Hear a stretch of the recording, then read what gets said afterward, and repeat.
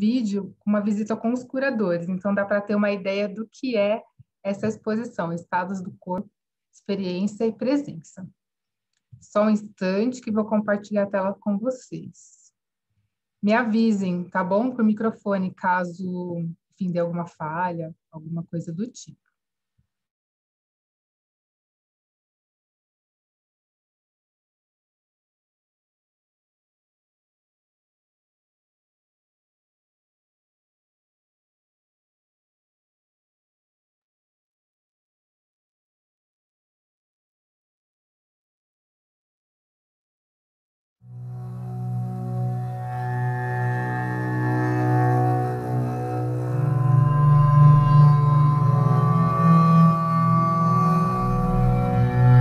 A exposição Estados do Corpo, Experiência e Presença é o resultado da segunda edição do Programa de Incentivo aos Jovens Artistas e Curadores do Adeline Instituto.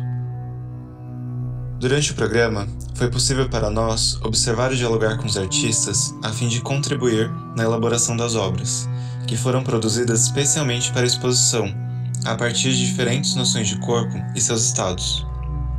Tendo o corpo como eixo do projeto, cada artista utilizou suas próprias ferramentas para desenvolver cada uma das propostas. Quando os trabalhos se encontram no espaço, um corpo coletivo é formado, o corpo insubordinado. Este é apresentado através de incompletudes, fragmentos, deslocamentos e questionamentos em relação a concepções convencionais em uma sociedade conservadora e enrijecedora.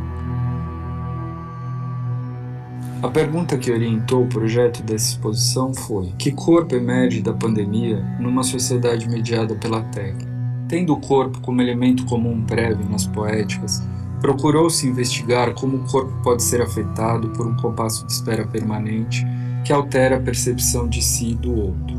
Notou-se que o corpo havia deixado uma posição de inércia individualizada, situada no fazer laboral, e passou a se movimentar diante de um quadro comum, a sobrevivência. Assim, corpos passaram a estranhar atos essenciais que antes faziam de modo automático: respirar, comer, mover, dormir, porque hábitos haviam se modificado, a ponto de surgirem questionamentos em relação ao modo de ser, de se relacionar e aos propósitos da vida. Daí surgiram outras formas de enunciação. Todos esses questionamentos na arte têm lugar forte de existência, e foi justamente nessa esteira que foram surgindo os trabalhos.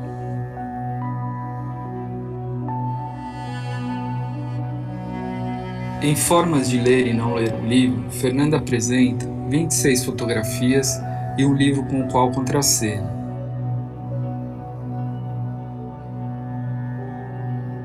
Nas fotografias, o corpo da artista é agente de ações que revelam em sua gestualidade, singela ou cômica, algo que pode escapar à comunicação verbal. O gesto é chave do que se tenta dizer. É, portanto, um corpo que fala, tensionando as dimensões motivada e imotivada do signo.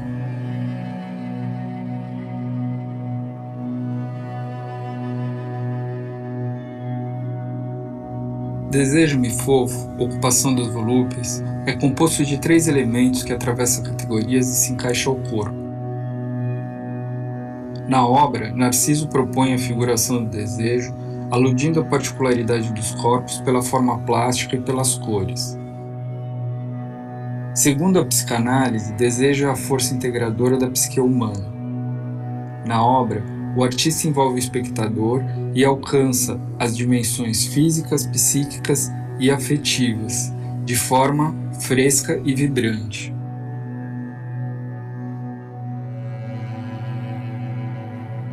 Em Anamnésia, Raquel recorre à atmosfera de uma sala de estar antiga em que membros da família são lembrados. As intervenções sobre as imagens são camadas de narrativa que comentam a luz sobre os corpos, ação do tempo que alienam o passado e o atualizam, projetando uma antropologia familiar e mesmo assim estranha.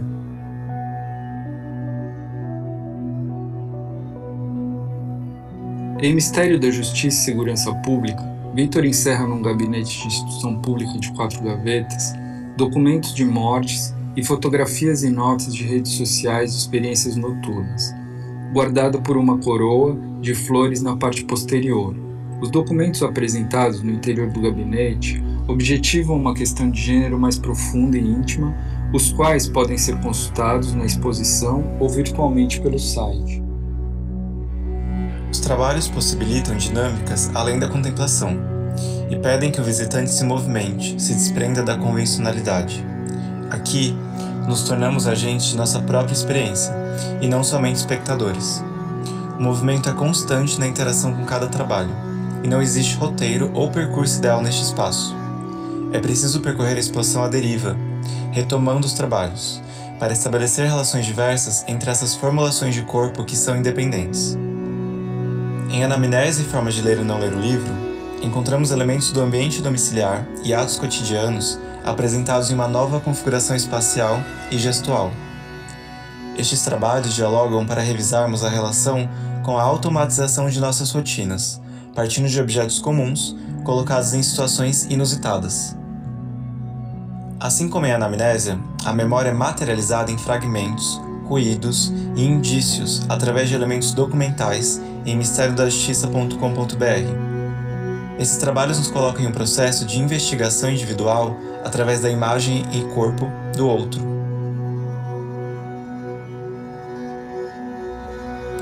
Já Deseja-me Fofo, Ocupação das Volúpias, é um trabalho que não se limita a lugares demarcados no espaço. São corpos livres. Assim como o trabalho de Fernanda, o de Narciso convida o visitante a reavaliar suas relações com o corpo, com os gestos e padrões que disciplinam nossos corpos através de repetições. Enquanto traçamos relações entre essas produções, percebemos o quanto o corpo já está condicionado a restrições, mesmo fora de um contexto como a pandemia. Assim, a exposição faz um convite à reflexão sobre os mais diversos estados do corpo e propõe, por meio dos trabalhos, outras formas de diálogo, outras experiências e outras formas de estar no mundo.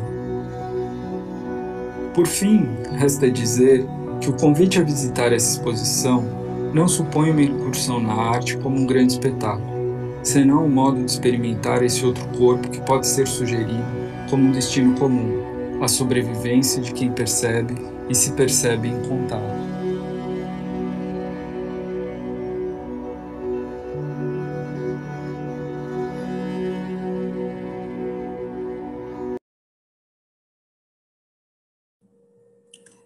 Bem, pessoal, esse foi o vídeo da exposição. Para quem entrou durante o vídeo, está disponível no YouTube do Adelina Instituto, tá bem? Então, agora é com vocês, Raquel e Fer. Posso compartilhar aqui a tela? Pode sim.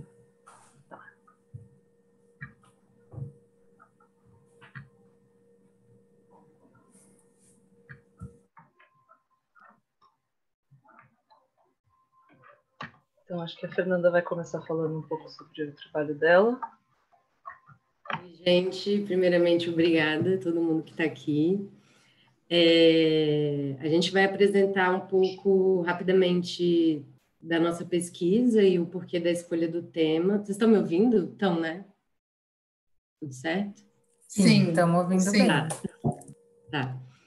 E a gente vai apresentar rapidamente um pouco para contextualizar a escolha do tema, né?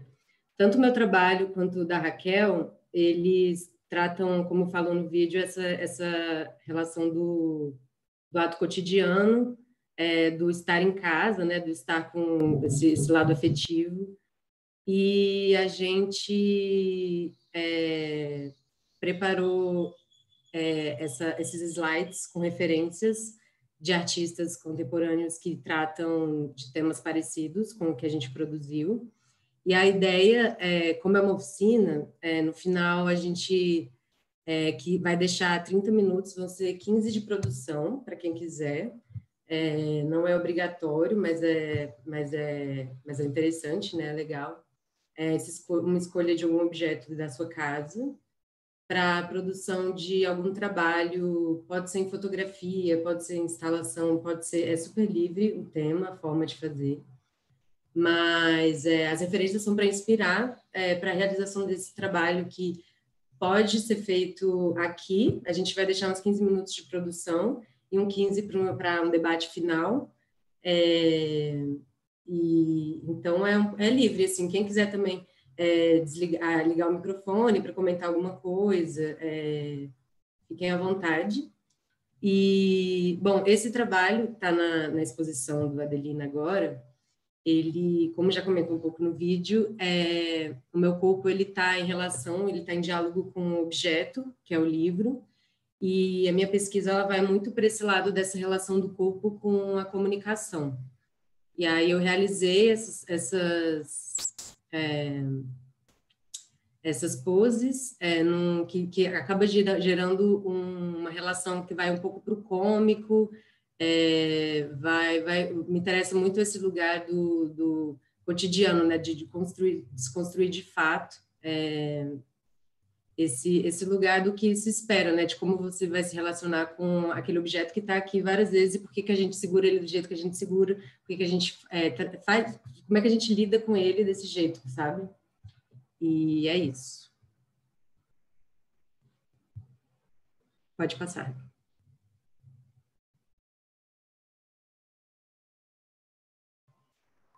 Vocês estão me ouvindo? Tá tudo bem?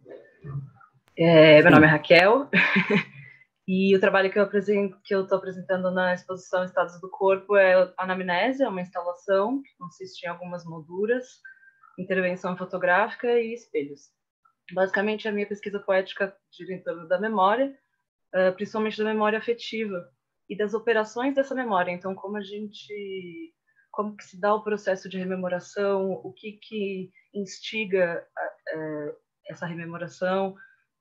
Então, de uns tempos para cá, eu comecei a incorporar objetos nos meus trabalhos. Antes era mais a fotografia, e agora eu estou incorporando os objetos também. E aí isso gerou um interesse em descobrir qual é a relação desses objetos com a memória, por que quando a gente vê determinadas coisas a gente lembra de alguém, ou a gente é transportado para um outro tempo. Então, meu trabalho é sobre isso. Eu vou fazer uma introdução teórica, assim, bem rapidinho, só porque para fazer a conexão com a memória e o objeto, para depois a gente passar para as referências.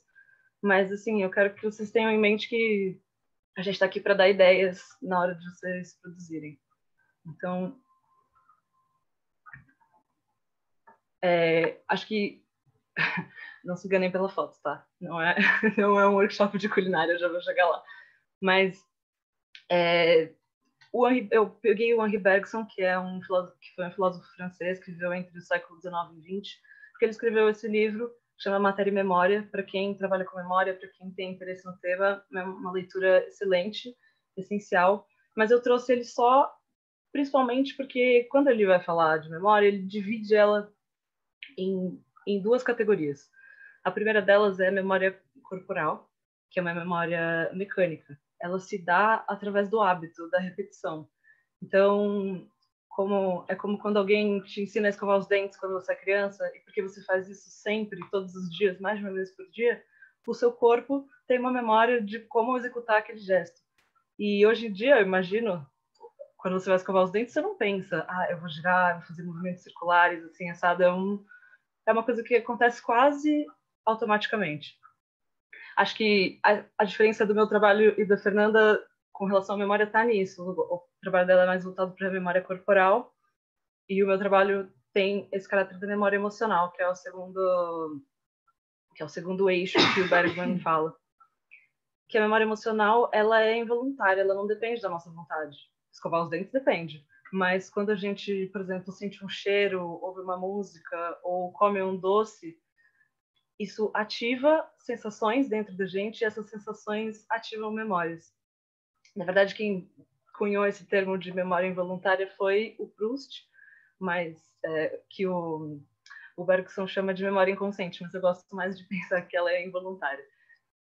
E aí eu botei essa foto do docinho pra gente... Porque é uma ilustração que o Proust faz quando ele vai falar da memória involuntária, que é exatamente isso, é comer uma comida que te transporta para um outro momento, que te leva para sua infância, que traz memórias à tona. Então, eu estou falando tudo isso só porque a gente vai começar a dar uns exemplos agora, e é legal a gente pensar com que tipo de memória esses artistas trabalham, porque a partir daí, quando você sabe que memória é essa, você descobre maneiras de, enfim, de usar esse objeto para desconstruir ou para trazer à tona, enfim.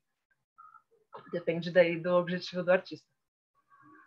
Mas o ponto principal, o que tem de comum entre esses dois tipos de memória, que é, na verdade, a nossa primeira relação com o objeto, é o reconhecimento que se dá através da percepção.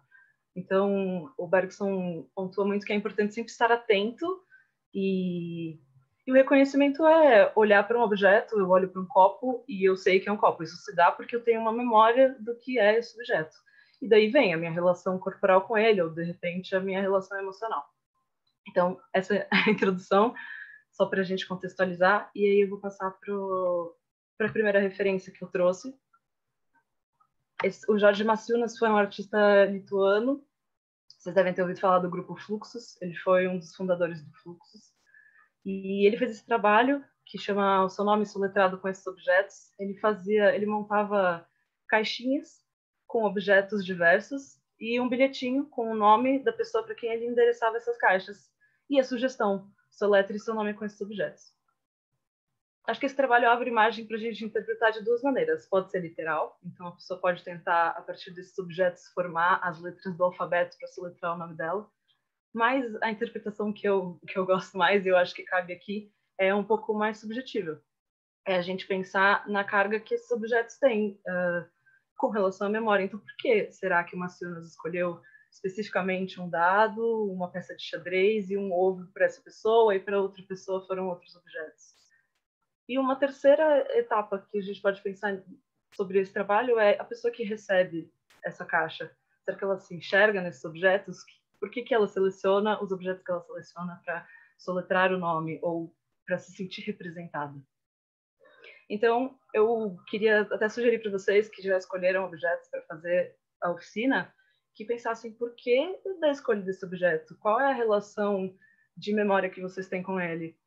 Ele tem um significado mais profundo? Tem uma memória emocional atrelada? Acho que é legal pensar para depois descobrir alguma maneira de fazer um trabalho com isso, de desconstruir esse objeto. Bom, o segundo artista que eu trouxe é o Arthur Barrio, é um artista luso-brasileiro. Ele é conhecido porque ele fez aquelas trouxas ensanguentadas nos anos 70 como uma crítica à ditadura. Ele claramente fazia muitas críticas sociais e esse trabalho não é diferente. Eu trouxe esse trabalho que chama Navalha Relógio. Ele é basicamente uma navalha na frente de um espelho. E aqui a desconstrução do objeto se dá através da aproximação pela forma. Então, a navalha, com o formato de ponteiro, alude ao relógio. Claro que é uma navalha porque ele está fazendo uma crítica ao capitalismo, mas assim, a escolha do objeto se dá por causa da sua intenção quando você vai fazer o trabalho. Mas acho que é um exemplo de como a gente pode usar os objetos, às vezes, por aproximação a um outro. Acho que é uma maneira, é uma possibilidade de fazer essa desconstrução. Uma outra possibilidade é através da materialidade. Essa artista que eu trouxe é a Laís Mirra, é uma artista brasileira, mineira. Ela também faz muitas críticas sociais, esse trabalho não é diferente. Esse trabalho é feito com cimento sem nada, só o pó de cimento prensado. E aqui, através desse material, porque ela não usa água para fazer a mistura do cimento, ele vira um objeto muito frágil. Então, ele perde a utilidade, ele perde a função. É um pódio, como ela mesma diz, através do título, é um pódio para ninguém. É um objeto que não pode ser usado para aquilo que ele foi designado. Óbvio que ela faz isso para fazer uma crítica, mas é mais uma das maneiras através das quais a gente pode fazer essa desconstrução. Então, alterando a materialidade, você altera o uso daquele objeto e assim ele vira outra coisa, ele pode virar só um símbolo, como é o caso desse trabalho. E aí eu trouxe o Sildo Meirelles, que faz uma operação parecida com a da Laís, no sentido da materialidade. Esse aqui é o shitcoin, que é o Bitcoin de Strume. E aqui o objeto aparece em duas instâncias. Tem o objeto que ele mesmo confecciona, que é a moeda, que ele faz com barro, com estrume. Tem o símbolo da moeda, né, o que ela representa. Tem o que o estrume representa, então a junção dessas duas coisas para comunicar o que ele quer comunicar. E tem o segundo objeto, que é a caixinha, que é uma caixa de joias, normalmente. Então, aqui tem esses dois objetos. Um deles traz o contexto e também uma contraposição. A caixa de joia, normalmente tem uma coisa valiosa dentro, e aí ele apresenta a moeda, que deveria ser valiosa, mas no caso ela é feita de estrume. Então, é uma subversão também através da materialidade e da junção com um segundo objeto.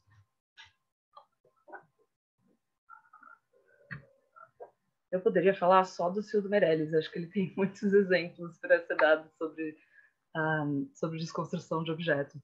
Mas aqui nessa instalação, que chama Fontes, ela foi feita várias vezes, ou foi feita no Sesc Pompeia. Ela consiste basicamente em relógios pregados na parede e essas réguas de marceneiro. À primeira vista, são relógios normais e réguas normais. Mas uma vez que você presta atenção, estão faltando alguns números, ou eles estão fora de lugar. Na régua, os números não seguem a métrica comum, ele vai do 48 para o 152, depois ele volta para o 13, enfim. Então, aqui, a subversão ou a desconstrução se dá através de mudanças em alguns dos elementos constituintes desses objetos. Então, a gente percebe e reconhece esses objetos, que é o primeiro passo do reconhecimento.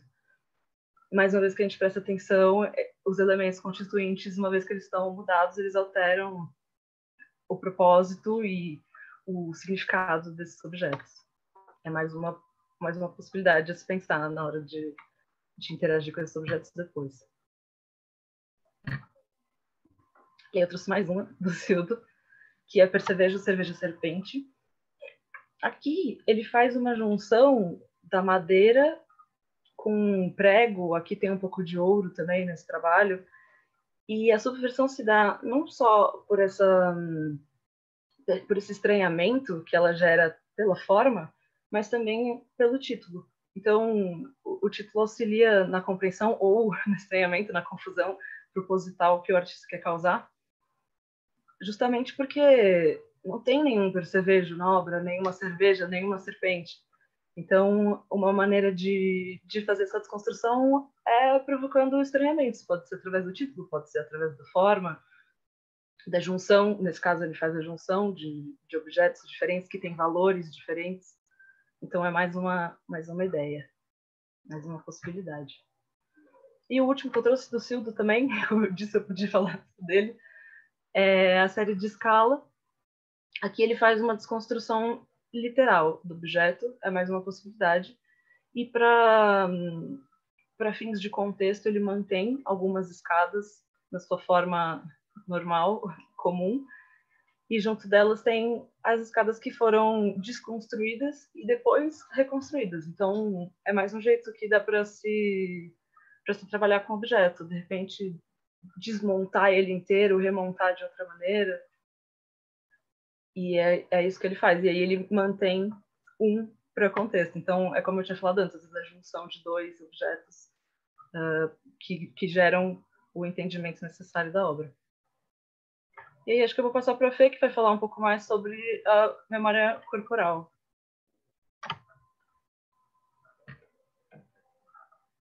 Bom, eu trouxe primeiramente o Erwin Worm, que ele é um artista multimídia, ele trabalha com diversas linguagens dentro da arte, mas eu trouxe essa série em específico, que pode passar.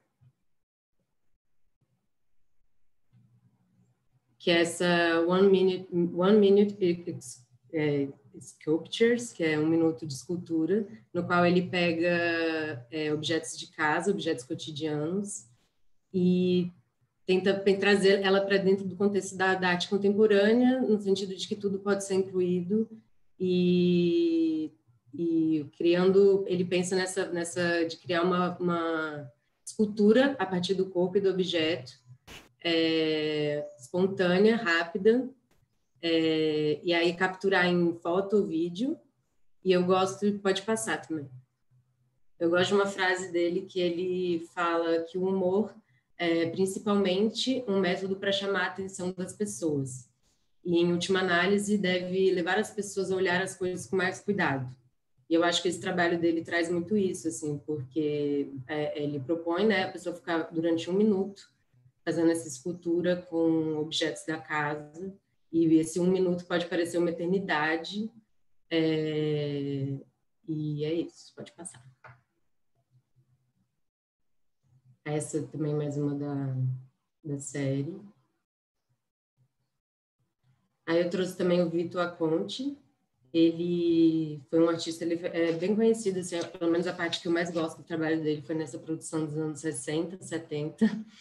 Ele iniciou a carreira como poeta e ele usa o seu próprio corpo para fazer as ações, então, direto, assim, né? E ele dialoga muito com essa questão do público, do privado, o olhar dele como artista para o olhar do público. Pode passar. E o que eu achei muito interessante de trazer o Vitor, porque agora pensando no contexto de que a gente está mais em casa, o trabalho dele é muito interessante nesse sentido dessa parte do mais privado, né? Por exemplo, esse shadow play, ele fica criando situações com a própria sombra dele, né? Essa relação dele com ele mesmo, com esse corpo. E esse step piece, ele faz muitos documentos, né? Ele ficou durante 1 mês fazendo subindo e descendo desse banco na casa dele e fazendo um registro. Tem vários documentos dele fazendo um registro do tempo que ele levava para fazer e levava o progresso para as pessoas, assim. Pode passar. E essa também, ele usa a boca, né, para criar essa marca no corpo dele. E também registra. Eu acho esse trabalho incrível. Pode fazer. E aí eu trouxe esse artista, que é o Sigurdur, não sei falar o nome dele também, mas se alguém quiser arriscar. Ele é um artista que ele trabalha muito com fotografia e escultura, e ele expressa a si mesmo através das fotografias. Pode passar. Ele tem uma relação muito forte com essa linguagem poética também. Ele usa esses objetos e essa relação com a natureza, os objetos com a natureza, no sentido dessa autoridade da natureza, né? É um elemento que está bem presente no trabalho dele. E esses trabalhos dele com esses objetos criam essas narrativas que são inusitadas, e é uma forma de poesia visual, né, que ele fala, assim, que é o trabalho dele, de explorar essas relações desconhecidas entre o objeto, entre o cotidiano, criar situações. E pode passar. Volta rapidinho, que eu esqueci de falar uma coisa. E eu vejo assim que esse trabalho ele transita muito, ao mesmo tempo que ele tem uma certa melancolia, ele tem também um lado meio engraçado e cômico, que eu acho que as imagens ficam muito fortes. E quando você para ver, são junções simples, são coisas não tão complicadas, né? Eu acho bem potente assim esse lugar desses objetos. Aí eu trouxe também a Lygia Clark, com os trabalhos dela dos anos 70, que é a estruturação do selfie. Pode passar. Ela traz muito essa relação da arte com a terapia, com a clínica, e a interação do público, né, na hora pensando nesse lugar do que é a arte, qual que é o lugar do público, né? E ela cria essas proposições, que nem a Raquel estava comentando do Bergson, dessa relação que tem essa parte da memória afetiva, né? E o dela vai muito para esse lugar, porque ela coloca esses objetos, um saco com água, uma concha, um travesseiro e vai colocando em cima das pessoas, deixa elas durante um tempo, vai manuseando assim, com esses objetos relacionais, que pensam nesse sentido dessa relação do objeto com a memória afetiva da pessoa. E tem vários relatos assim de que acessa diversas coisas, essa experiência, né, que ela criou, que é a estruturação do self, de pessoas que se lembram de, sei lá, um cheiro de infância, uma memória de infância a partir desses objetos, quando eles estão ali deitados. Então, é muito interessante. E aí também ela vai fazendo isso, ela vai escolhendo diversas coisas. Aí tem ovos, né, que ela coloca também. E aí eu trouxe o Guto Lacaz também, ele é um artista de São Paulo. Pode passar. E ele transita muito nesse lugar do design gráfico, né? Ele também é designer, e pega esses objetos do cotidiano, pode passar, e cria essas relações, assim, relógio para perder a hora, até me lembrou esse do Cildo, né? Que a gente trouxe. Pode passar. E ele também explora essas relações da tecnologia, né, na arte, assim, esse cabide de skate, um cabide móvel, né? Também tem a Annabella Geiger, que é uma escultora, pintora, gravadora, artista e professora. Ela tem esse trabalho que é o Pão Nosso de Cada Dia, que é, enfim, um pão, né, que ela pega e ela contextualiza, assim, ela faz esse mapa, né, da América do Sul, e são cartões postais, assim. E aqui tem essa referência do pão no sentido do sagrado, né? E essa antropofagia que é comer o pão. E, enfim, contextualiza nesse sentido mais político, levando em consideração a América Latina, né? Colonização e etc. Daí tem a Helena Almeida também. Ela transita muito em diversas linguagens juntas, assim, pode passar. Ela trabalha com fotografia, que esbarra na performance, que esbarra na pintura. Ela pinta, né? Esse azul é pintura que ela faz depois que a foto está impressa. E ela também vai muito para esse lugar da poesia, né? Dessa imagem poética, que é essa realização que ela está em cima de um banco e realiza esse ato de voar. Ela vai, né? Cai, chega até a cair. E ela usa esse corpo como instrumento, né? O corpo como obra. Mas eu gosto porque ela junta, além desses trabalhos que são relativamente simples, pensando num sentido de criação, assim, manual, são bem profundos, né? E aí eu trouxe também a Melanie Bonaggio.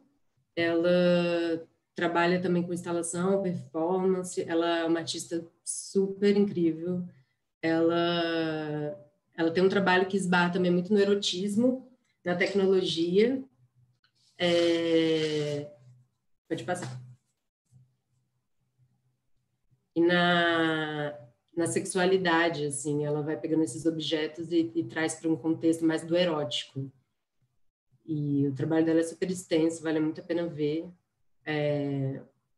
Esse trabalho, assim, eu penso mais nesse sentido da tecnologia, né, desses objetos que estão meio que grudados no nosso corpo. E estão aí, sempre presentes, e ela gruda de fato, assim, no corpo dela.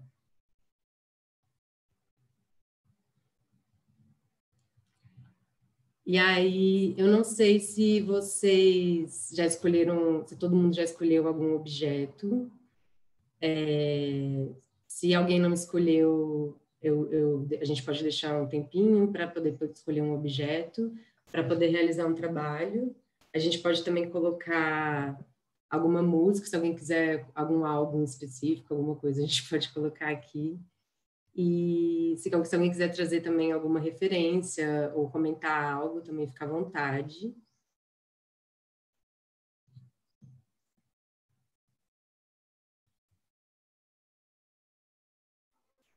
E aí agora vocês têm esse tempo, se quiserem também conversar com a gente sobre as escolhas. Como eu falei, é legal pensar primeiro no porquê você escolheu esse objeto, qual a sua relação de memória com esse objeto, e aí espero que vocês tenham tido ideias a partir do que a gente apresentou aqui para trazer alguma coisa para a oficina. Quem não quiser fazer agora também não tem problema, se foi alguma ideia que não dá para fazer agora, para um trabalho futuro, sei lá, pode fazer e marcar a gente depois, a gente vai gostar de ver. Mas se quiser conversar agora, estamos disponíveis. Meninas, não sei se vocês estão olhando o chat, mas o Érico comentou que amou as referências. E o Marcos Vinícius falou que essa última artista lembrou muito a Rebecca Horn. A gente pode até trazer assim, ela aqui no plano de fundo. Quem quiser trazer referência, a gente pode fazer também essas trocas. Podem comentar e a gente vai abrindo aqui na internet, a gente vai vendo juntos os trabalhos. A gente pode colocar essa Rebeca, que comentaram, o Marcos Vinícius. Você abre aí, Raquel, eu coloco aqui. Eu tenho que colocar para abrir minha tela, né?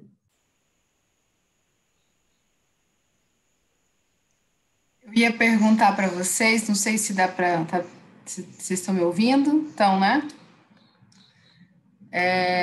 Raquel e Fernanda, eu ia perguntar para vocês qual que é a formação, como é que vocês começaram a trabalhar essa questão do corpo na performance, na fotografia também.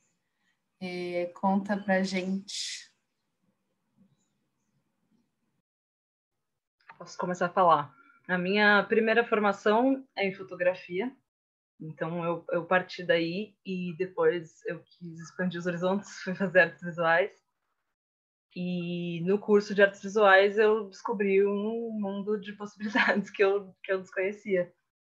A relação com o corpo veio uma vez que eu notei que, bom, todas as experiências passam pelo corpo, elas existem por causa e através do corpo.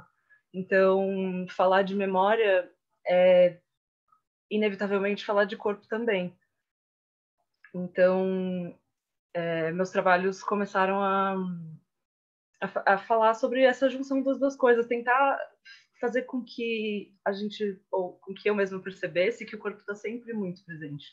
Então, nesse meu trabalho atual, os espelhos no fundo das molduras são uma maneira de lembrar as pessoas que a memória também é uma ação do presente, que o corpo precisa estar lá, que essa percepção que eu falei é uma coisa que se dá no momento do agora. Então, a memória não é só uma coisa que pertence ao passado.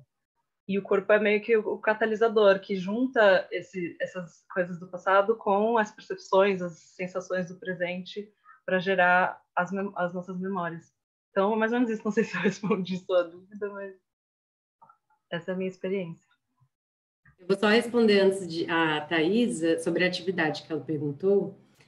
A ideia é que quem quiser fazer a parte prática, né, quem não quiser também não é obrigado, escolher um objeto da sua própria casa e realizar alguma interação com ele, assim, é bem livre nesse sentido de... não precisa ser em fotografia, não precisa ser com o corpo, em relação com o próprio corpo, enfim, é livre, assim, mas a ideia é começar a tentar pensar nesses objetos estão próximos da gente, como lidar com eles de uma outra forma. Mas aí, respondendo a outra pergunta, para mim foi... essa parte da comunicação, assim, cultura, sempre me interessou muito. E aí eu queria fazer jornalismo, só que aí depois eu fui para o cinema também, depois eu fui para fotografia também, que nem a Raquel, e aí, porque eu tinha essa ideia de que artes visuais só desenho, é só para quem sabia desenhar, né? Aquela coisa assim. E depois fui vendo assim com pessoas próximas que faziam curso que tem muitas outras formas, né?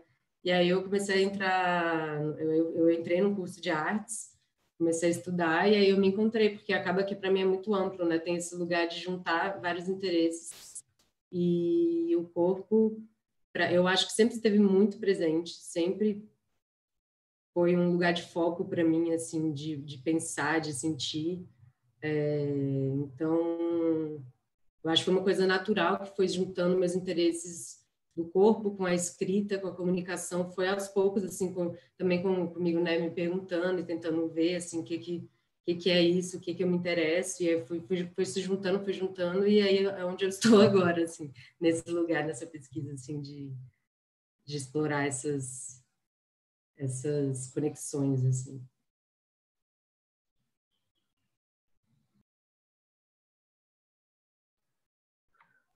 A Leila perguntou aqui das minhas referências teóricas.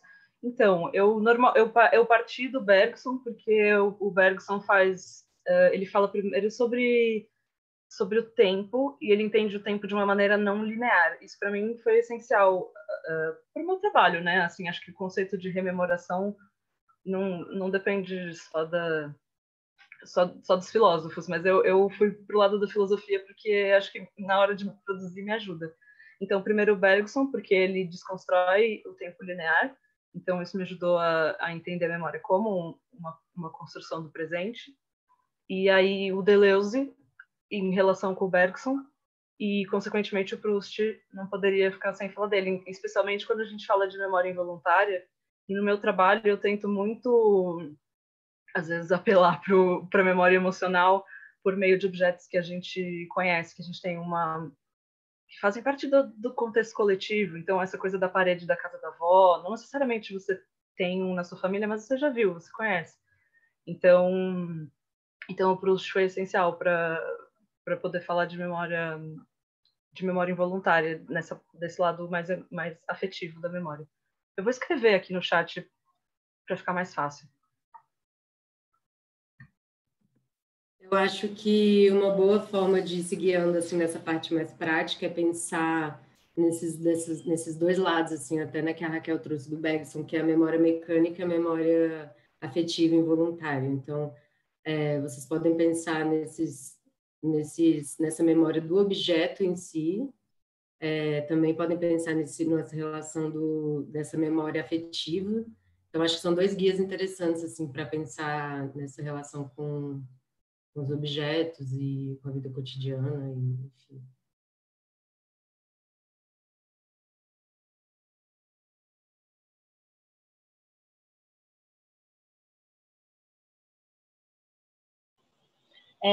Não sei se vocês estão me escutando, mas pode começar, então, a falar dos objetos? Escolher? Pode ligar a câmera também? Pode, claro, fica à vontade. Olá, bom, meu nome é Cíntia e eu acabei escolhendo, olhei em volta, né, em casa, e eu acabei escolhendo, tipo, isso que é um leque, né? Se a gente botar um nome, assim, chamam de leque, né? Eu escolhi porque vocês falando, né, sobre essa questão de memória afetiva e, enfim, de subverter também alguns significados que a gente já atribui a alguns objetos, né? Na minha casa, desde criança, sempre teve um leque, mas ninguém nunca usava, assim. Era tipo um objeto de decoração, não sei. Minha mãe sempre teve leque, eu lembro que tinha vários leques nas paredes, né? Essa coisa da memória, assim. Então, eu lembro quando criança olhava, assim, tinham leques diferentes na parede, tinham enfim, de culturas diferentes. Inclusive, ela que me deu esse leque. Eu acho que talvez seja uma coisa dela, assim, não sei. Mas nunca vi usando um leque na vida. E, enfim, acabei pegando o leque, mas o que sempre me chamou a atenção e o que eu sempre gostei nele, na real, é o barulho que ele faz, né? Não é nem o ato de abanar algo, mas sim o barulho que ele faz. Então, eu fiquei experimentando, né, com os diferentes barulhos que ele pode fazer. Assim, porque se você faz algo mais curto, né, e de repente também, às vezes, dependendo do movimento que você faz, ele volta, né? Então, você pode tentar alguma coisa que lembra... Enfim, se faz diferentes barulhos, né? Então, ele pode... Agora, eu tinha feito algo mais bonito, mais cedo, mas agora não ficou tão bom. Mas eu gosto muito desse tema, né? Dessa temática que vocês estão trabalhando. Eu sou psicóloga, mas eu faço formação em psicanálise, e eu sempre me interessei muito pela arte, né? E gosto muito da Lydia Clark, inclusive, e de vários psicólogos e psicanalistas que estudam ela, nesse sentido de como a potência criativa ela é uma ótima ferramenta em significações de angústia, né? E na psicanálise a gente fala muito de angústia, e angústia sempre é como esse algo que não é possível ser dito em sua totalidade, né? E é curioso perceber como a arte ela sempre aparece, né, nesse contexto como uma via, né? Como uma possibilidade de criação. Então, e é justamente a partir daí, né, de você ir criando com as coisas, né, e construindo algo. Então, eu gosto muito dessa temática. Então, sei lá, por exemplo, um leque, esse meu leque, né, dependendo se eu fosse mais, não sei, talvez se eu estivesse angustiada, eu poderia compor alguma coisa com ele, né? Ele poderia ser uma via para construir algo, para eu conseguir acessar essa angústia de alguma forma. Eu acho que a arte, ela aparece muito e ela é uma boa ferramenta nesse contexto. Então, esse foi meu objeto. Nem vou mais chamá-lo de leque, assim. Enfim, é isso. Obrigada. Obrigada, Cissa. E eu achei muito incrível que você trouxe o som, né? A gente, às vezes, eu pelo menos deixo o som muito, às vezes, de lado mesmo, assim, não é uma coisa que eu penso tanto no lado afetivo, enfim, mas realmente esse som do leque, ele também me traz uma memória afetiva. Isso é engraçado, eu nunca nem tinha pensado nisso, assim. E o som é um lugar muito interessante para pensar também na memória. Acho que a Cíntia... desculpa, mas acho que a Cíntia abriu nossos horizontes, assim, porque não precisa ser só pelo aspecto visual, né? O objeto tem a questão do tato, tem a questão do cheiro, e todos eles estão associados à memória. Então, tem uma gama aí de possibilidades para o objeto escolhido de vocês. Pois é, isso me lembra justamente o trabalho da Lydia Clark, né? Que ela justamente traz essa experiência com o corpo, né? Com os objetos, dos objetos ali em torno, às vezes temperaturas, enfim, né? Então, eu acho isso muito interessante mesmo. Obrigada por compartilhar. Se mais alguém quiser falar. Eu acho que eu posso falar. Eu sou Thaís, eu sou de Recife, e o objeto que eu escolhi é a parede da minha casa. Eu vou tirar aqui a câmera rapidinho para tentar mostrar. Eu consigo, assim, estou conseguindo. É isso aqui.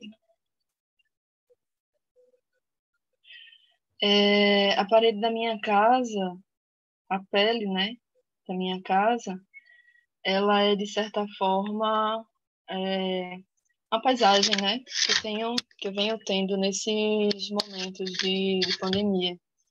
Eu sou artista visual também, estudo artes visuais aqui na UFPE.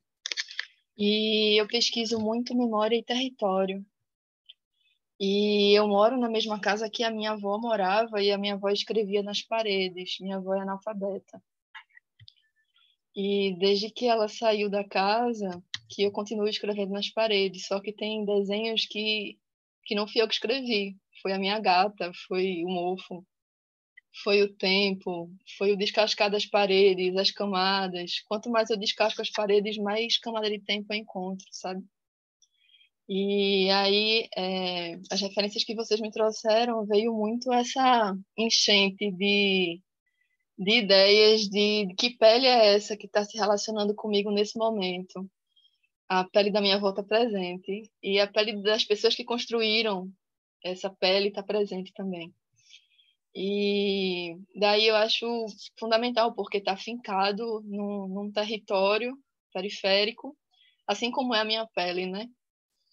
E aí eu pensei muito nisso. Eu não sei como é que a gente vai poder desenvolver esse trabalho, mas eu gostaria muito de poder compartilhar mais para frente, porque eu acho que foi incrível, assim, o clique que vocês trouxeram. Muito bom. Agradecida demais. Eu que agradeço você compartilhar. Eu fiquei até emocionada, achei lindo. E me lembrou um mapa. No fim das contas, é um pouco do mapa, de alguma maneira, mapa da história da sua família, assim, quem passou por essa casa. Achei lindo. Se você quiser conversar mais sobre, vai ser um prazer e uma honra enorme. Obrigada mesmo por compartilhar. Obrigada, Thaís. A Gabriela comentou que quem quiser mandar depois, se eu não me engano, seria pelo WhatsApp, né? Tem como, enfim, a gente continuar conversando e vendo as produções, trocando ideia. Eu posso passar meu e-mail também. E, enfim, a gente pode continuar conversando sobre isso. Mas muito incrível, muito tudo Gabi, isso. conseguirem, Assim. Fernanda? Para a gente mostrar aqui, de repente?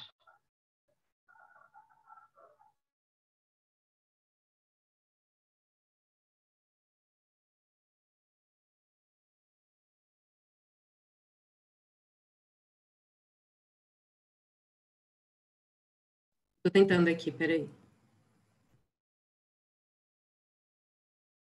Ela aqui. Apareceu?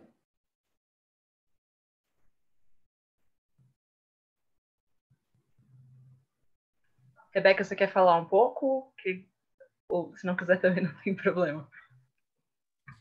Eu acabei de fazer, enquanto vocês falavam, tem esse vaso, já chegaram na minha casa perguntando se minha avó estava dentro, como se tivesse algo cremado, mas na verdade é um abajur de um restaurante que eu trabalhei em São Paulo, enquanto eu fazia mestrado, também sou psicanalista e artista, e aí na época do mestrado eu trabalhava num restaurante ali da Oscar Freire, e eles estavam trocando decoração. E aí perguntaram, alguém quer levar isso aqui e tal? Eu falei, tá bom, eu vou levar isso aqui. Hoje eu moro em Dourados, Mato Grosso do Sul. E aí foi isso. E aí eu tenho isso muito também, de gostar de explorar o corpo. E eu fiquei nua e tampou tudo, né? O vaso virou meu corpo, assim, alguma coisa do meu corpo. Minha cabeça ficou aonde seria a lâmpada, não sei, a luz. E foi isso, uma brincadeira, algo assim despretensioso, mas gostei bastante das referências, anotei todas. Fui na exposição da Anabela, no MASP, gostei bastante. E fico curiosa em perguntar para vocês sobre a trajetória, porque isso é uma coisa que eu carrego, assim. Eu fiz balé, fiz teatro e tal, e aí eu fico pensando como é a gente se inserir, né? Vocês estão aí pelo Adeline Instituto, mas que não é algo simples, né, para a criação. E às vezes me dá vontade também de dar um passo um pouco, vou colocar até corajoso, de me lançar mais nessa produção, porque eu gosto muito de trabalho de performance, né? Com o corpo, né? E com esses objetos mesmo, assim. Gostei muito do trabalho da Fernanda também. É isso, mas algo, né, claro, né? E eu até ia perguntar se você usa uma câmera com um timer, porque pelo celular eu usei um celular Xiaomi, tem 5 segundos só de tempo, então você aperta e se arruma. Não dá para também fazer poses muito mirabolantes, tem que se arriscar. É isso, sei lá, mais para comentar mesmo. Obrigada. Obrigada, Rebeca. Sobre isso que você falou, eu acho que é muito... Eu gosto muito de pensar nisso, que tudo pode ser incluído, assim, sabe? E sobre isso da câmera, é muito difícil. É muito difícil fazer foto, autorretrato, assim, eu acho bem difícil. Normalmente demora muito, assim, para eu conseguir fazer, mas para essas fotos específicas, uma amiga minha foi na minha casa, Luísa Borges, ela foi também, me ajudou a tirar as fotos, mas assim, no geral, eu faço, eu não sei qual câmera que você tem, mas tem umas câmeras que dá para você colocar o sensor no seu computador, assim, para ver. Então, assim, é um processo lento, é difícil, assim, mas quando você conecta, assim, por um cabo no computador, facilita um pouco mais você ver pela tela. Normalmente, umas câmeras mais antigas assim, né? De uns 10 anos, assim, já tem esse cabozinho que dá para colocar. Aí você coloca um CD, instala, pelo menos a minha câmera é assim. E aí, às vezes eu faço isso, de ficar vendo pelo computador a tela. Entendi. E aí, mas e para dar o clique? Aí tem timer, aí eu coloco o timer, sim. Aí você coloca timer. E aí tem um timer maior. Dá para colocar um timer maior. De maior. Aí o meu vai até 10 segundos. Então, é isso que é o. Vocês conhecem a Francisca Woodman? Woodman.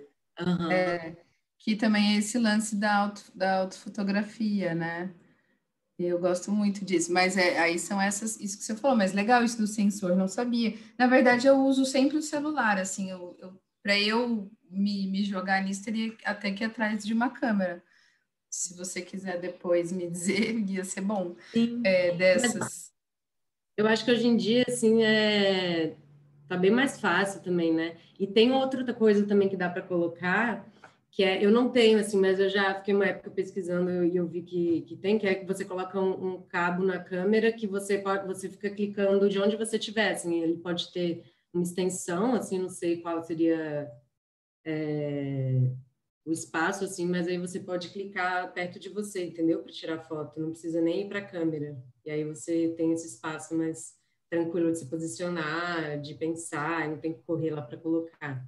Mas eu, assim, acabo contando muito com a ajuda de pessoas próximas, ou que moram comigo, ou, enfim, tem coisa que eu consigo fazer sozinho, tem coisa que eu tenho que pedir ajuda mesmo, porque tem coisa que eu não consigo, assim, nesse tempo de 10 segundos, assim.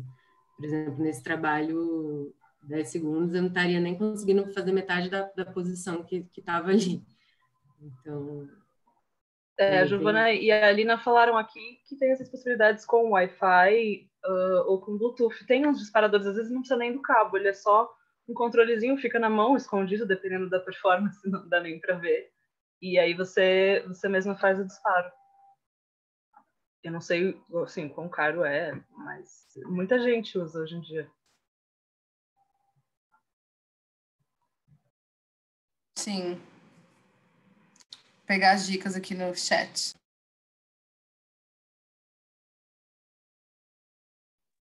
Alguém mais quer mostrar o trabalho? Eu posso também colocando algumas referências que comentaram aqui para a gente ver juntos. É o disparador, né? É o disparador. Posso só comentar uma coisa? Claro. É que para mim, no autorretrato, o que eu mais sofria era o foco, na verdade. E aí, quando eu tive a possibilidade de carregar comigo para cenas, porque assim, não tinha como eu deixar a câmera, colocar uma coisa para fazer o foco, tirar lá, sei lá, uma vassoura que fosse, entrar no lugar e garantir que o foco estava lá, né? Então, eu sofri muito, por muito tempo. E a melhor solução que eu achei foi essa de ter um aplicativo no celular que eu conecto com a câmera e consigo as áreas de foco que eu quero. E aí, atualmente, o que eu tenho feito é que com a pandemia eu fiquei sozinha, né? Eu tenho um ateliê e eu tinha muita gente que trabalhava comigo e tinha uma paparazzi contratada, que ficava filmando e fotografando tudo que eu fazia. Aí, quando eu fiquei sozinha, eu tive que voltar a fazer essas coisas de autorretrato. Foi assim que eu descobri, durante a pandemia, que dava para fazer com o celular. E o que eu queria fazer é que eu trabalho com protótipos físicos, então eu crio objetos. E eu comecei a tentar fotografar, fazer autorretratos, eu com os meus objetos, porque quase sempre eu coloco uma câmera em time-lapse, gravando o processo de eu criando esses protótipos, e uma outra câmera, uma segunda câmera, para fazer os detalhes, filmar pequenas coisas. E aí depois eu monto tudo, né? Tipo, faço uma montagem e posto sempre nos stories, faço todo dia. E aí depois que o protótipo estava pronto, eu falei assim, nossa, eu quero começar a tirar fotos desses objetos. Só que eu quero tirar com eles, eu quero fazer autorretrato com esses objetos que não existem, são objetos de inovação, assim. E aí foi aí que eu encontrei esse esqueminha que eu comentei de usar o celular como uma ajuda. Eu posso postar aqui, acho que no meu blog tem... É que meu computador está muito lento agora, gente, não sei o que está acontecendo. Mas tem uma tentativa dessas de autorretrato que eu acho melhor eu fechar aqui para quem quiser falar, e aí eu tento achar e mando o link no chat, né, para não atrapalhar. Compartilha aqui o link para a gente abre aqui. Se alguém mais quiser mostrar ou comentar alguma coisa, eu pensei de, enquanto isso, a gente pode abrir algumas das referências. Legal. O Rafael está enviando aqui no WhatsApp. E colocar também uma música, de repente, para quem quiser produzir. Vocês podem falar o que vocês preferem. Ou a gente vai mostrando as referências, ou a gente deixa rolar um tempo para produção. O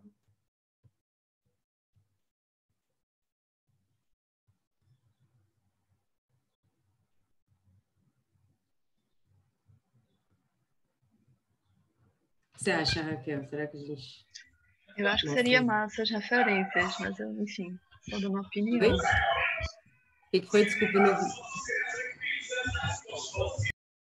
Eu acho que seria massa as referências, porque essa produção ela pode ser uma coisa com mais tempo também, e a gente sair compartilhando isso, pode ser massa. Beleza, eu vou abrir aqui. Acho que o Rafael ia falar alguma coisa. Oi, boa tarde. Oi. Eu tive que fechar o áudio, porque aí na hora que a gente vai falar, aparece todos os carros de som possíveis, né? Aí vem o carro do ovo, o carro da música, vem tudo. Mas, gente, primeiro eu queria agradecer. Nossa, está sendo incrível e a exposição está linda. E todas as diferenças maravilhosas também, assim, tá todo mundo muito foda, os experimentos também. Esse leque, essa parede, caraca, que incrível, né? Assim, ver esse processo sendo compartilhado com todo mundo. E aí eu mandei pro WhatsApp, eu trouxe um experimento que eu fiz aqui enquanto a gente conversava. São 2 imagens e um vídeo. E aí o vídeo, quando a gente for passar, assim, pode ser sem som, porque aí vai sair a conversa da gente ao fundo. Assim, mas cadê? São essas imagens que a Gabi mandou? São, né? De quem é que consegue abrir para a gente ver todo mundo junto? O vídeo ainda não apareceu aqui, né? Não, no chat ainda não. Carregando. Ah, tá. Tá carregando, meninas. Mas já tá carregando aqui no chat. Se vocês quiserem abrir as imagens, pode Vou abrir aqui abrir. as imagens, então, rapidinho.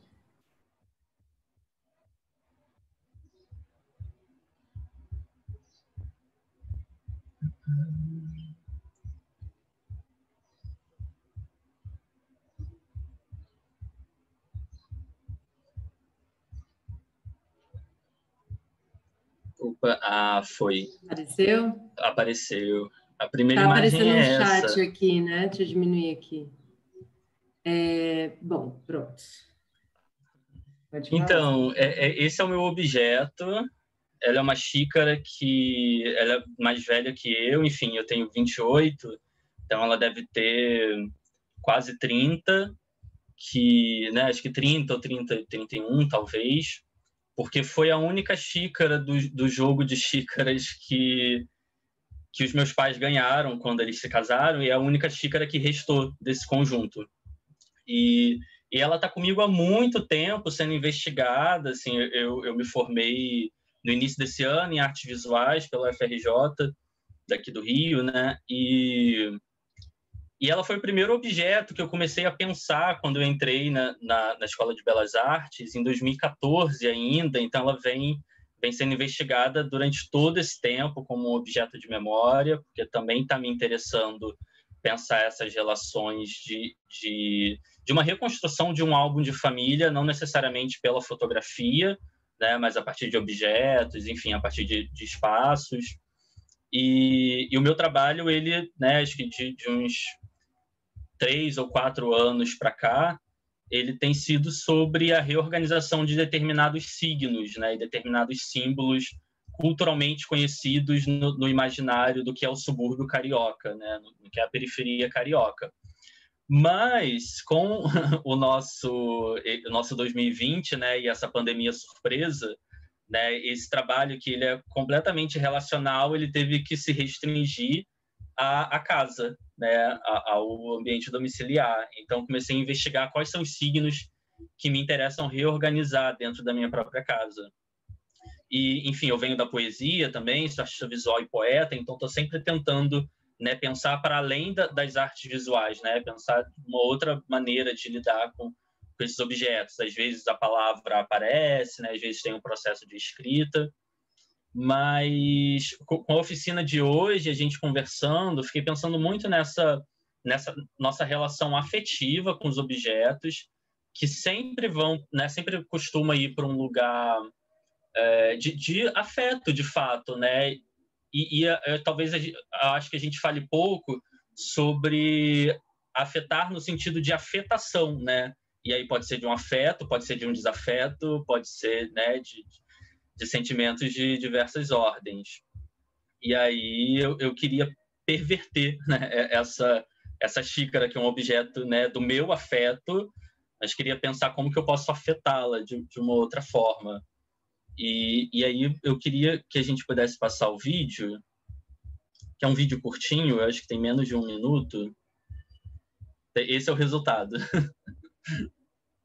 E aí o vídeo é o processo dela.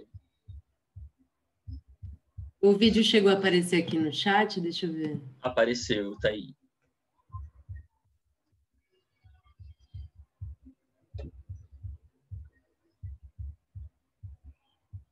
Peraí, eu vou tirar aqui da coisa e já volto. Tá. Mas eu só queria pontuar, Rafael, que é legal você trazer esse outro aspecto da memória afetiva, porque ela não necessariamente vem de uma sensação, de um sentimento bom, né? No seu caso vem, mas você está tentando perverter, que eu acho o máximo. Mas ela pode também vir de um lugar ruim e você ressignificar. Dá para fazer essas inversões, que são bem bacanas. Legal. Tô curiosa para ver o vídeo. Posso dar play? Pode.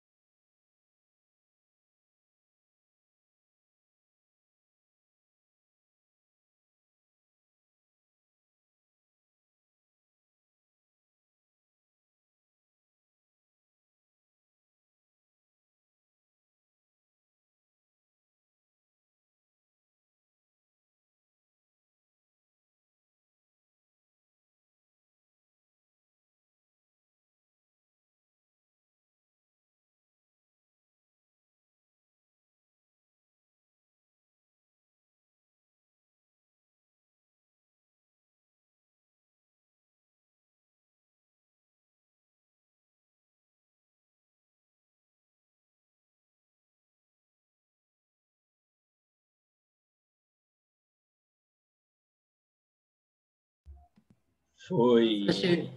Achei muito legal. E eu achei que o vídeo em si mesmo ficou super cotidiano, super...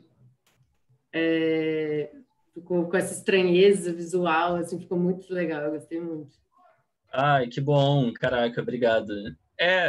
Tem esse caráter performativo que me interessa, né? Porque eu tenho uma produção que lida com fotografia, com poesia, com instalação, escultura, né? Mas tem me interessado olhar para a performance, né? Sobretudo o que é o meu corpo em performance. E tentando pensar também essa função da xícara, e aí no vídeo uma disfunção, né? Porque em vez de ingerir algo, eu acabo expelindo, né? E aí, enfim, foi um processo que foi disparado aqui pela oficina e, pô, só sucesso, assim. Que bom trocar dessa forma e que bom que essa memória chega até mim, enfim, achei, pô, maravilhoso. Eu adorei, obrigada por compartilhar. Eu ia falar justamente isso. Eu acho que tem a inversão tanto pelo tapa na cara da afetação, quanto pelo uso do objeto, que normalmente você toma dele, mas você está fazendo o processo contrário. Você não ficou com a boca seca, não? Tava me dando vontade de beber água, de te ver. Fiquei. E talvez, né, eu acho que esse processo agora me faz pensar em outras coisas, porque aí eu trouxe aquela outra foto, né, que eu simulo um pouco, coloquei um pouco d'água, porque a intenção talvez seja essa, assim, né, preencher essa xícara, né, e aí pode ser um trabalho de performance, pode ser um trabalho de vídeo, pode ser um trabalho, né, que é o registro fotográfico. Acho que vai para esses lugares. Você pode até pensar em preencher com outras coisas mais chocantes, às vezes, dependendo da sua intenção. Sei lá. Fica a ideia aí.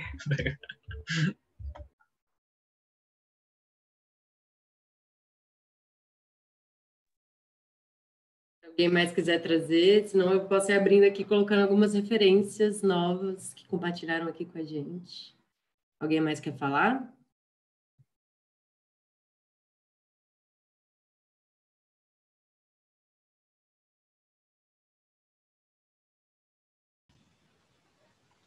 Oi, gente. Oi, tudo bem? Bem, tá me ouvindo direitinho?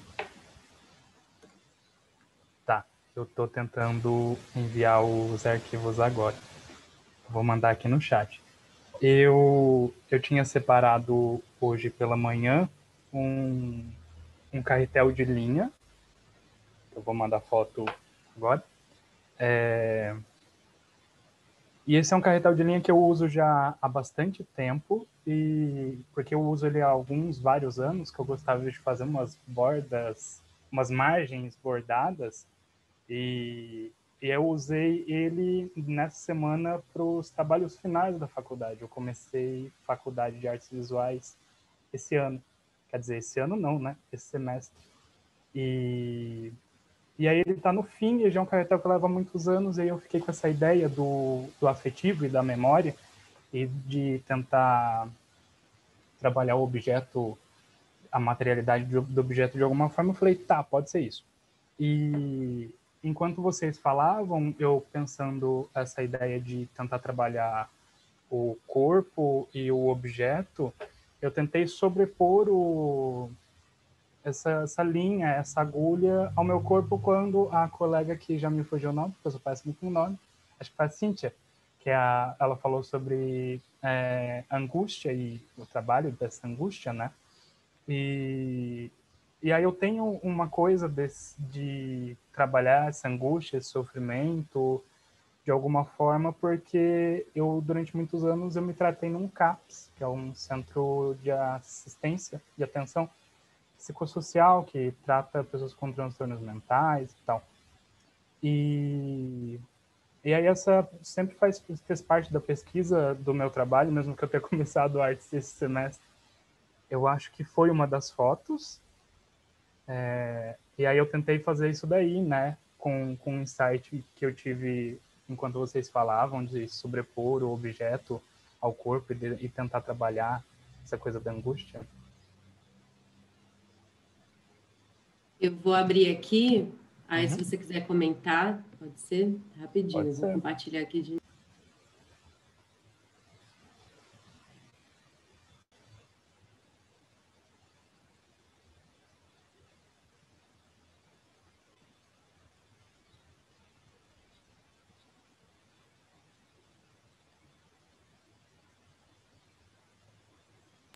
Foi?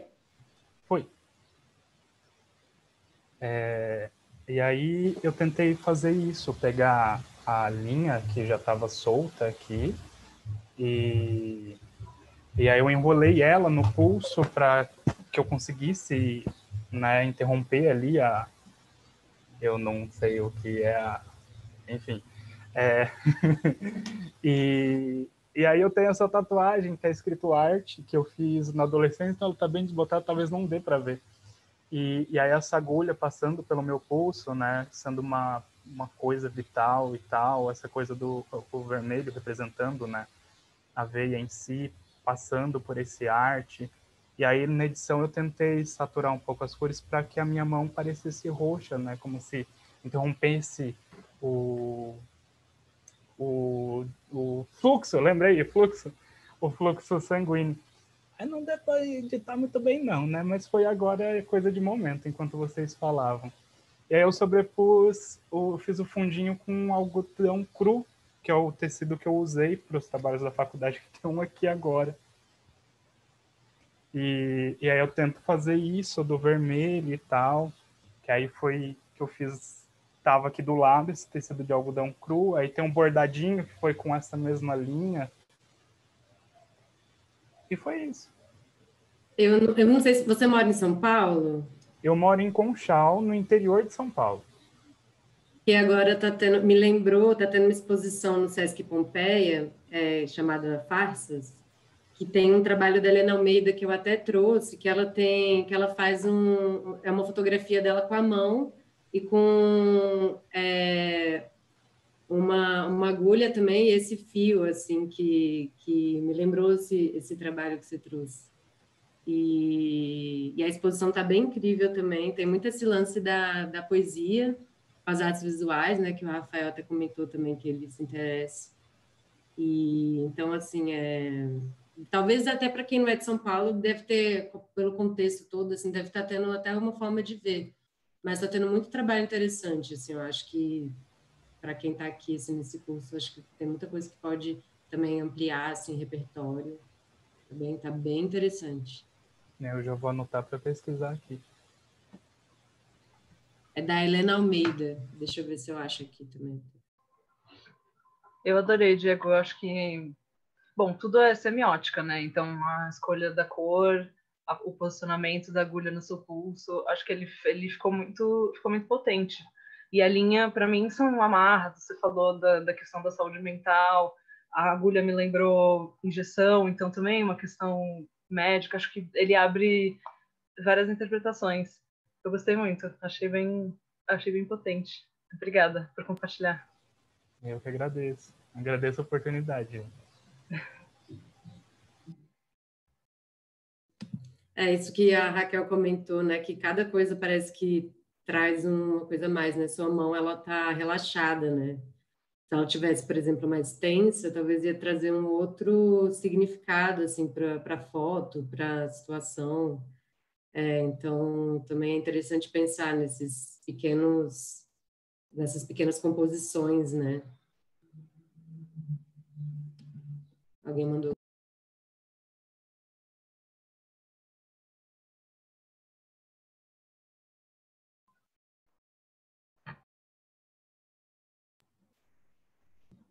A Gabriela colocou o número aqui do WhatsApp, se alguém mais quiser mandar para ela.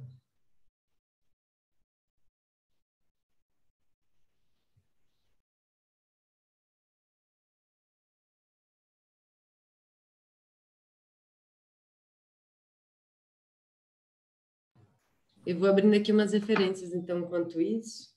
Tem várias, né? Tem várias pessoas que eu nem conheço, que eu quero ver depois. Vou abrir, a primeira foi da Rebeca. Eu vou abrir ela aqui. Se alguém quiser mais colocar alguma referência que veio também, pode ir escrevendo e a gente vai abrindo aqui.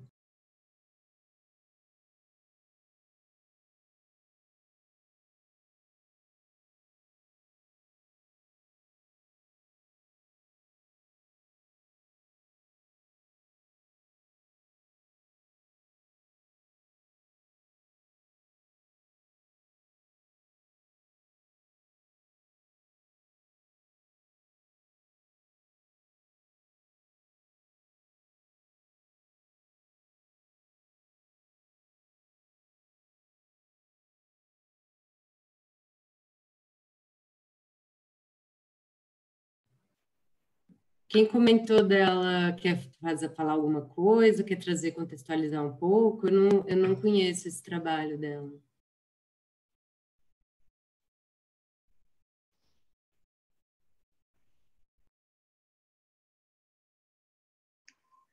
Oi, estão me ouvindo?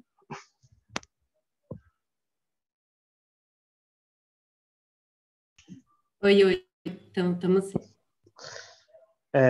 Peraí que eu vou ligar minha câmera. Um minuto.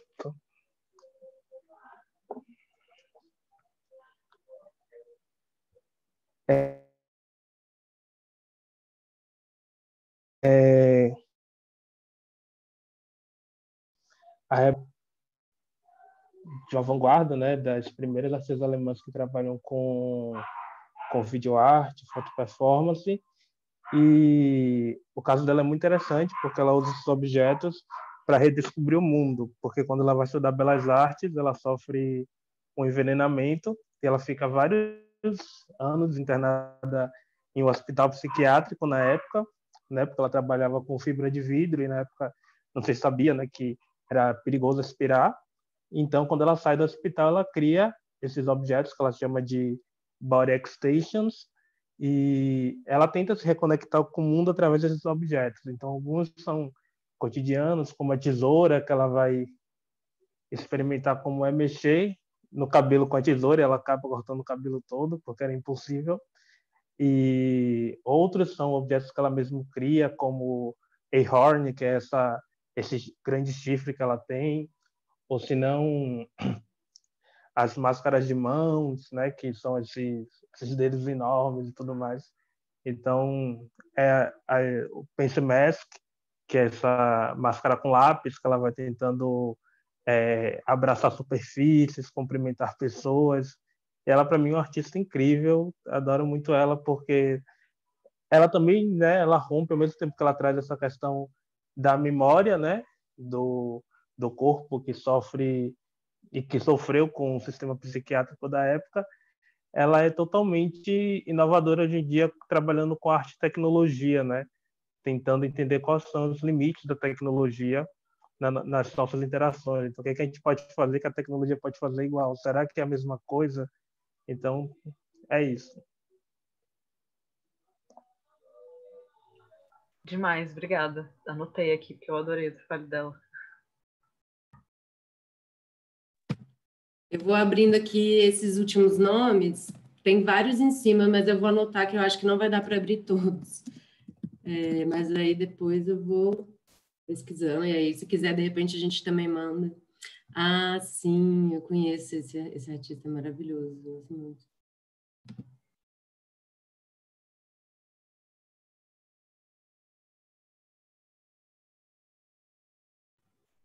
Tem essa coisa do peixe, né? Tem vários retratos com peixe. Tem a Sara Lucas também.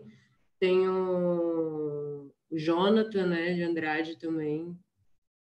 Tem aquele vídeo dele maravilhoso. Dele com um peixe abraçado, assim. Eu não sei se vocês já viram. Se o Rafael quiser falar alguma coisa sobre o Davi. Oi, posso falar? Então, eu penso muito no trabalho do Davi quando a gente discute memória, assim, porque ela é uma artista, pô, foda pra caramba, assim, autodidata, e durante um período da produção dela, foi ano passado, que ela foi uma das residentes da Bolsa Pampulha, né, lá em Belo Horizonte.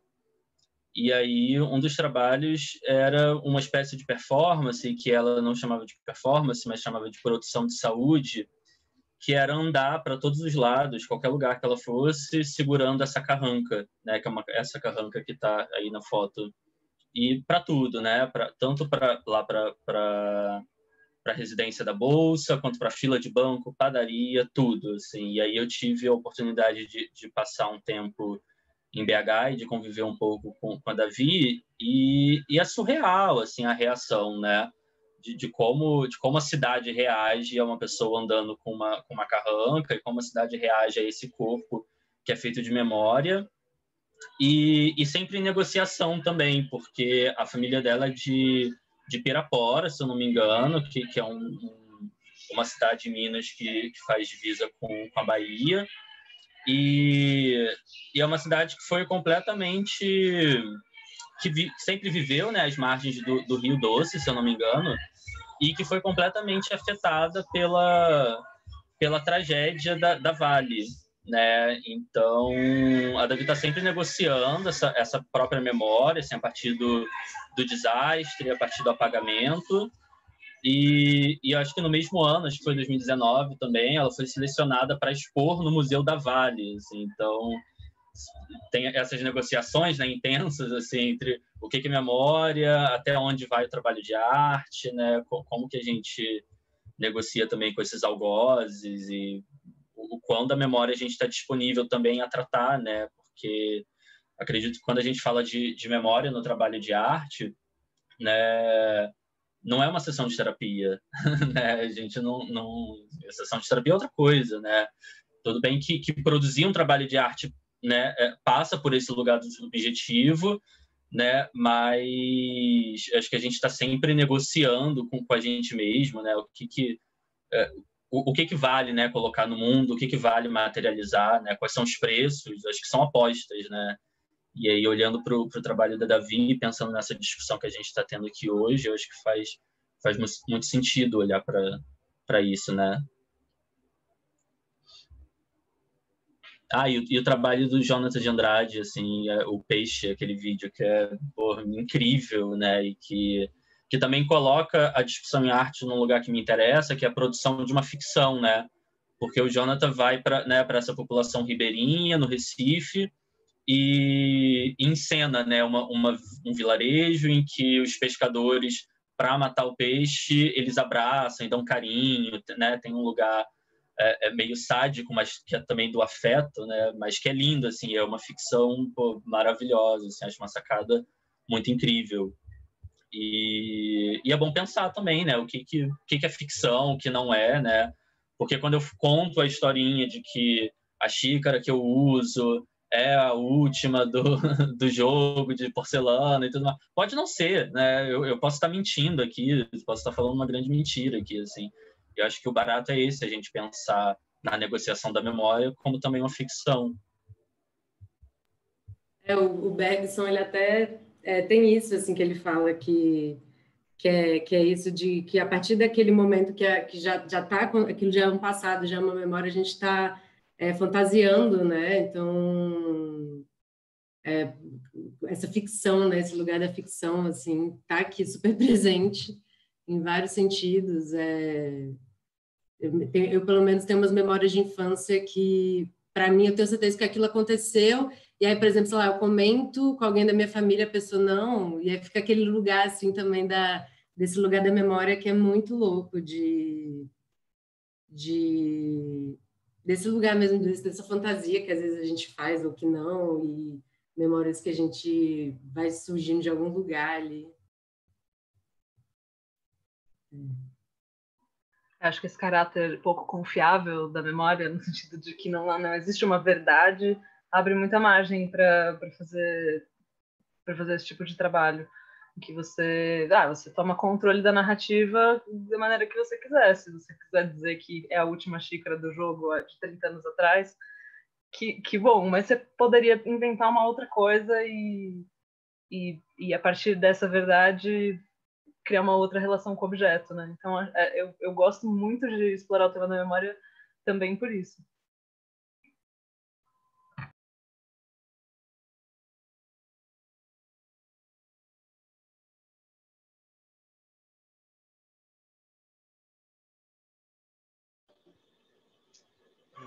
Alô, posso comentar uma coisa? Sim. Tá meio baixo o microfone, eu acho. Tá. Bom, não estou me vendo aqui. Tudo bem. Eu queria só comentar uma coisa. Assim, eu juro que eu tentei tirar umas fotos aqui, mas eu não consegui. Na verdade, tinham 3 coisas que eu queria colocar em imagem. A primeira é que, por coincidência, por uma absoluta coincidência, eu estou usando uma camisa... Marcelo, tá bem baixinho o seu microfone. Talvez você tenha que aumentar o volume do seu aparelho. Ok.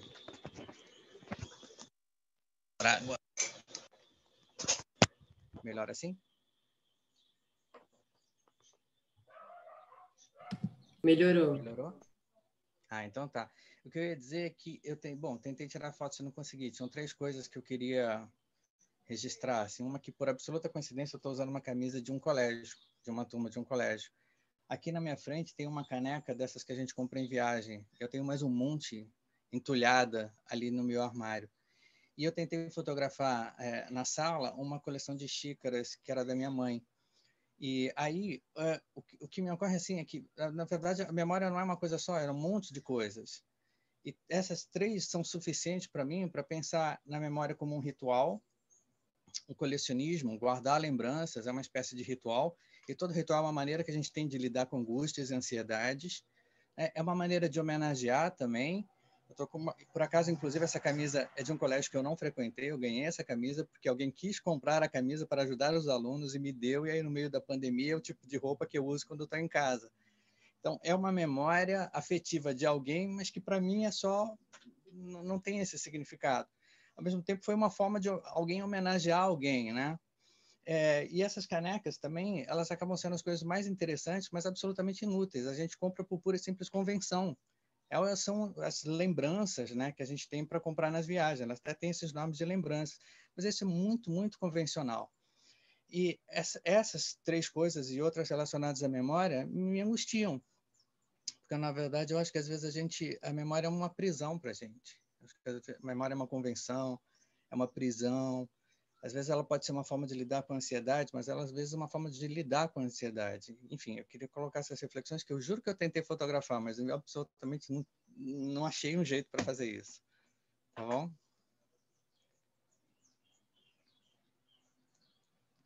É isso. Obrigada por compartilhar. Tem esses 2 lados da memória. Tem essa memória afetiva que não te pertence, ela não te toca porque você não viveu. Então essa camiseta não significa, não tem o mesmo peso para você que tem para quem comprou, provavelmente, para quem sabe a história por trás. E tem também essa segunda coisa que você trouxe, que é o objeto que vira um amuleto. Ele deixa de ser um objeto cotidiano e, por causa da memória, ele fica... Ele vira um amuleto mesmo, ele perde a utilidade.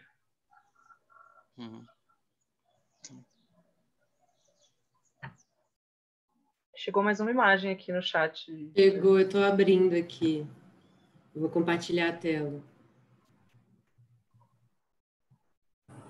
Pessoal, eu estou amando aqui as referências, a participação.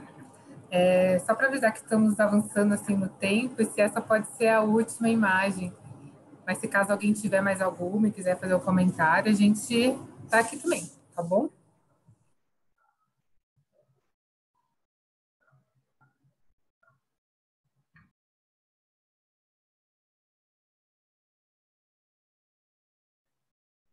Kaique, você gostaria de falar sobre a foto, sobre o seu trabalho?